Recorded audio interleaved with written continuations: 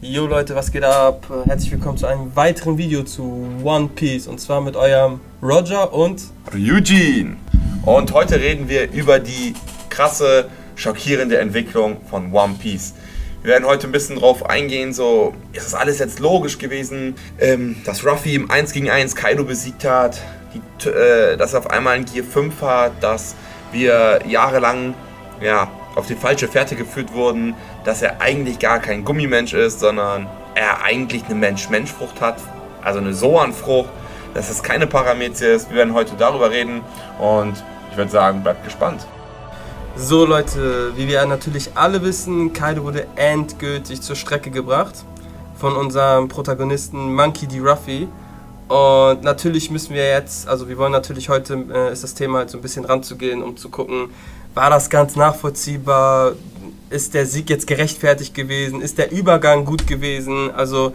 Man muss nämlich 2 Jahre zurückschauen. Ich glaube 2020 hat nämlich selber Oda gesagt, er weiß nicht, wie Kaido zur Strecke gebracht werden soll. Und jetzt, ich meine, dass Ruffy Kaido besiegt hat, ich meine, irgendwie musste das passieren. Aber ich finde das schon krass, dass er in seinem jetzigen Zustand schon Kaido besiegt hat.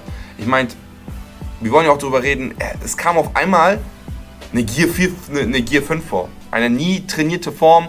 Und auf einmal konnte er nur nach ein paar Manga-Seiten schon den Boden zu Gummi machen. Er hatte die komplette Frucht schon quasi fast beherrscht. Nach einer Seite schon. Ja, er konnte direkt schon diesen Beat kontrollieren. Er konnte auf einmal Blitze schmeißen. Also irgendwie ist das alles ein bisschen ziemlich krass. So wenn man zurückschaut, ne? Ich meine, wir reden immer noch von Kaido und Ruffy hat ihn einfach schon besiegt. Obwohl er noch nie zuvor in Gear 5 trainiert hat oder sonst irgendwas. Ja, genau. Die Sache ist natürlich ja auch, dass wir gehen nochmal zurück und zwar natürlich bis zu dem Punkt, wo Ruffy sein Gear 5 erwacht hat. Und also die Sache ist natürlich so, kurz vorher, wie war das ja gewesen? Zunisha ist ja auch gekommen natürlich und hat ja auch erwähnt gehabt, dass Joy Boy endlich, er ist wieder da. Natürlich ist das wieder unser Ruffy. Und natürlich die Regierung hat auch die CP0, also direkt den Auftrag gegeben, hey, Strohhut Ruffy muss weg, und die meinten ja auch selber, dass sie halt von der Teufelsfrucht gewusst haben. Klar haben die gesagt, dass die Teufelsfrucht 800 Jahre lang halt immer von denen weggelaufen ist und.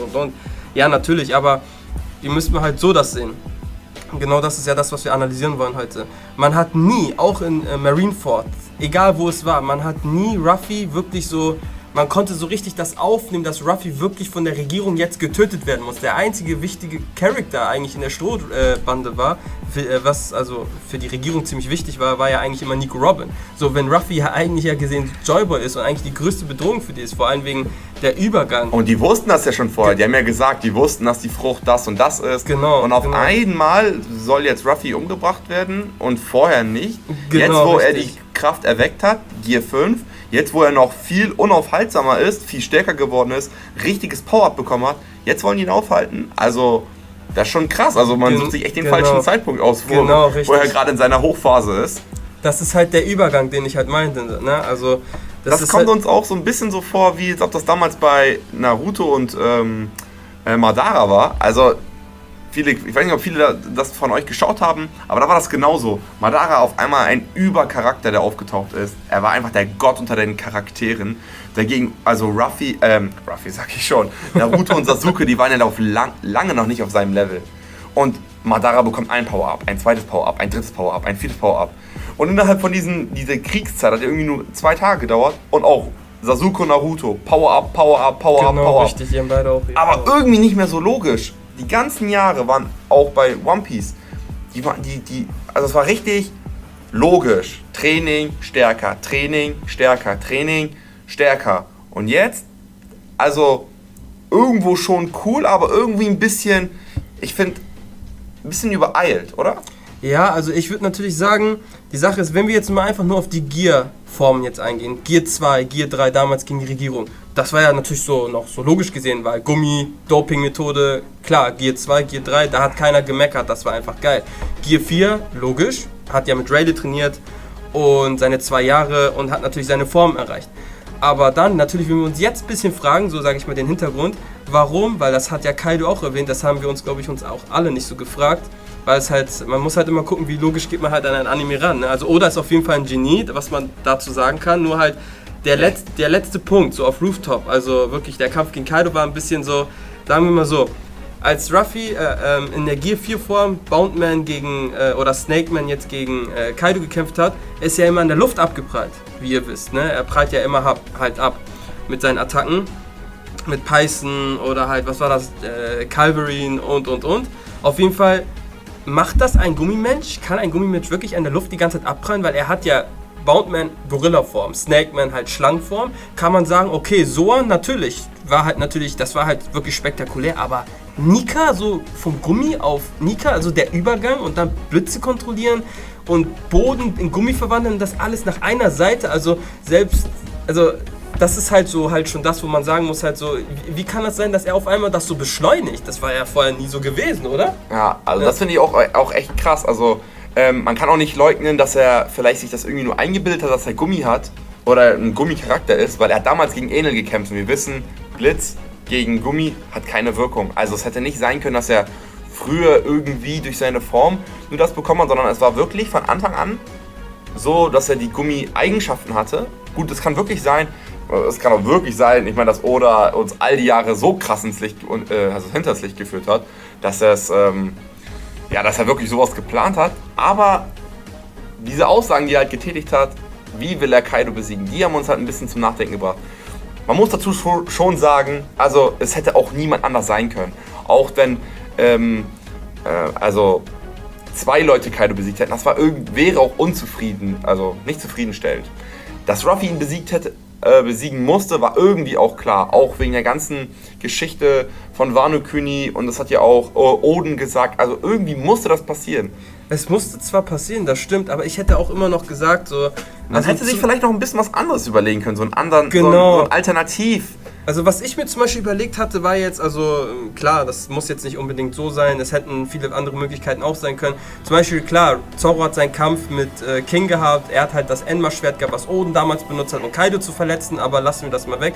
Ich hätte vielleicht noch so gesagt, Yamato, Ruffy zusammen irgendwie, dass er das halt so organisiert hätte, dass halt praktisch 2 oder 3 Charakter, sag ich mal, gegen Kaido gekämpft hätten und ihn bezwungen hätten, weil Ruffy allein in einem 1 gegen 1 wie damals, Kaido kann nicht besiegt werden in einem 1 gegen 1 gegen 1 Kaido gewinnt. Guillotine konnte ihn nicht aufhalten, er kann sich ja nicht mal selbst umbringen. Auf einmal war er tot. Krass. Genau, auf einmal war er tot, Big Mom war natürlich auch weg. Und jetzt wird nicht mal ein Sterbenswort noch von den beiden erwähnt, als wären die gar keine Nummer mehr gewesen. Ja. Und jetzt ist natürlich Ruffy, jetzt wo er ihn im 1 gegen 1 besiegt hat, jetzt auf einmal, er ist ja mit einer der absolut stärksten Charakter mit Blackbeard und ich weiß ja nicht mal, wenn ich das jetzt mit einem Shanks vergleiche, also selbst Shanks müsste schon richtig zum Schwitzen kommen. Genau, richtig, der sollte jetzt eigentlich nicht stärker als der Übergang ist halt einfach, der Übergang ist halt einfach krass. Ne? Kaido, Big Mom sind komplett weg, komplett. Die spielen ja gar keine Rolle mehr gefühlt. Also man hat auch nichts mehr über die erfahren. Und